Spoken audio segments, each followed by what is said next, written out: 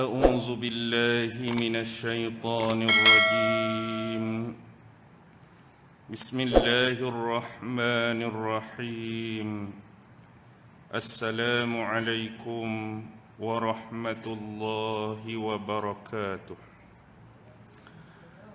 الحمد لله رب العالمين وبه نستعين على أمور الدنيا والدين والصلاة والسلام على أشرف الأنبياء والمرسلين وعلى آله وصحبه أجمعين سبحانك لا علم لنا إلا ما علمتنا إنك أنت العليم الحكيم قال رب اشرح لي صدري ويسر لي أمري واحلل عقدة من لساني يفقه قولي اللهم يسر ولا تعسر اللهم صل على سيدنا محمد وعلى آله وصحبه وسلم ولا حول ولا قوة إلا بالله العلي العظيم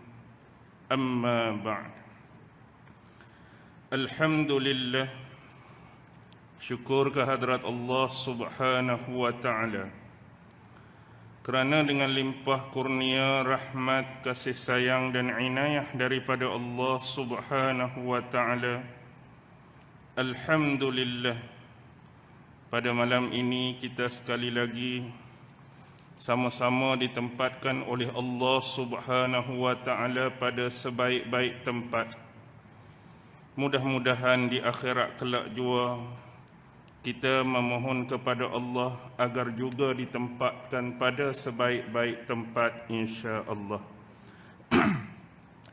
Tuan-tuan, puan-puan, hadirin hadirat, muslimin muslimat yang dirahmati sekalian, berbekalkan masa yang ada, marilah sama-sama kita membaca, merenung, menghayati dan mentadabbur dua potong ayat yang difirmankan oleh Allah subhanahu wa ta'ala di dalam surah yang ke-22 di dalam Al-Quran, merujuk surah Al-Hajj ayat 73 dan 74, yang mana Allah subhanahu wa ta'ala berfirman, A'udzu billahi minasyaitonir rajim. يا أيها الناس ضرب مثل فاستمعوا له إن الذين تدعون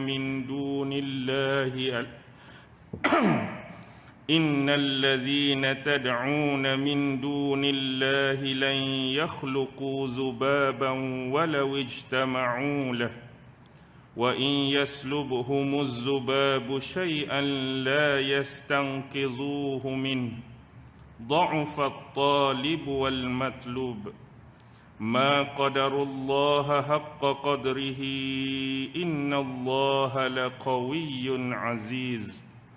Surah Al-Hajj 73 dan 74. Di dalam ayat yang pertama Allah subhanahu wa ta'ala berfirman, wahai manusia, dibawakan kepada kamu ataupun dicontohkan kepada kamu masalun, satu perumpamaan, fastami'u lah, maka hendaklah engkau mendengar perumpamaan tersebut. Innal ladzina tad'una min dunillahi lan yakhluqu dzubaban walau ijtama'u lah. Dan sesungguhnya segala apa yang mereka seru ataupun yang mereka sembah selain daripada Allah subhanahu wa ta'ala sama sekali tidak akan mampu untuk menciptakan walaupun cuma seekor lalat. Dan kalaulah mereka itu berhimpun, bersepakat, berkumpul untuk menciptakan hanya cuma walau seekor lalat, nescaya mereka tidak akan mampu untuk melakukannya. Wa in yaslubhumuz zubabu syai'an la yastankizuhu min.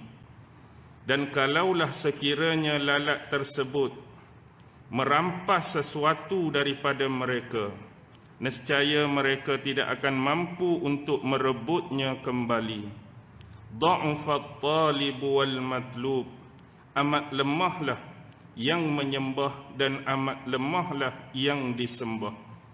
Ma qadarullaha haqqa qadrih, dan sesungguhnya mereka itu tidak mengenal Allah dengan sebenar-benar pengenalan.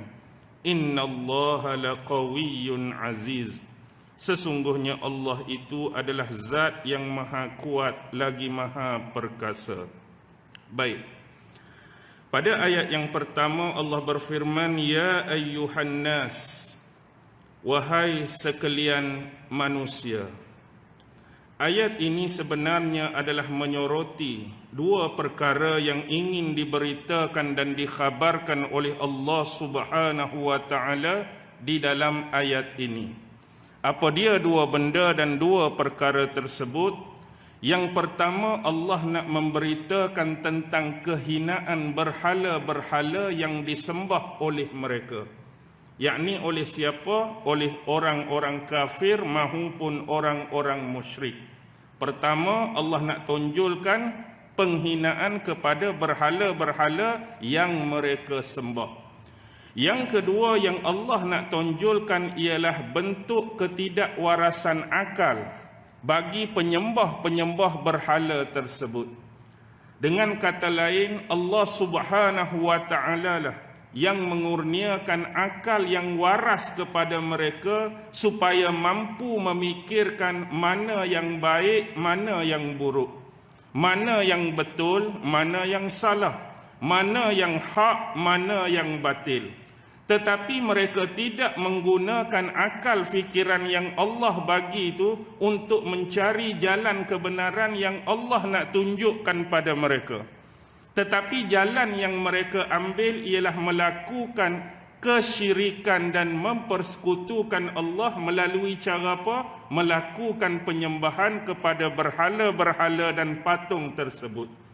Jadi ingat, poin ayat ni ialah penghinaan terhadap berhala-berhala, dan yang kedua ketidakwarasan akal penyembah-penyembah berhala. Jadi bila Allah mengkhitabkan ya ayyuhan nas, ayat ini ditujukan kepada sekalian manusia, termasuk kita semua. Dalam ayat ini juga menunjukkan Allah Subhanahu wa taala sedang mengajak kita semua selaku manusia, hamba-hamba ciptaannya, supaya beriman kepada Allah dan mentauhidkannya. Jadi hal ni kita perlu ambil berat, ambil perhatian. Kita bukan sahaja sebagai umat Islam dituntut supaya mengimani apa saja yang berkaitan dengan Allah. Beriman dengan zat Allah, beriman dengan nama-nama Allah, beriman dengan sifat-sifat Allah, beriman dengan perbuatan-perbuatan Allah. Dan satu lagi, dia akan dikukuhkan dengan mentauhidkan Allah. Apa akan jadi kalau sekadar mengimani semata-mata dan kita membuang dan menafikan konsep mentauhidkan tadi? Maka dia akan jadi tergelincir dan terbabas. Sama seperti konsep ataupun akidah yang dipegang oleh golongan Nasrani. Kalau ditanyakan kepada golongan Nasrani, mereka percaya atau tidak kepada Allah? Ya, mereka percaya. Beriman atau tidak beriman, tetapi bagaimana dengan konsep akidah mereka? Adakah tauhid ataupun trinity? Mereka berpegang dengan akidah trinity, tiga dalam satu tu. Dalam tu ada Allah, dalam tu ada Holy apa? Dia sebut Holy Ghost kan, Ruhul Kudus, dan satu lagi Nabi Allah Isa alaihi salam. Tapi konteks keimanan pada Allah ada ke tak ada? Ada. Tetapi cara mengimani Allah tu bukan dalam bentuk tauhid, juga boleh tersasar daripada jalan yang sebenar.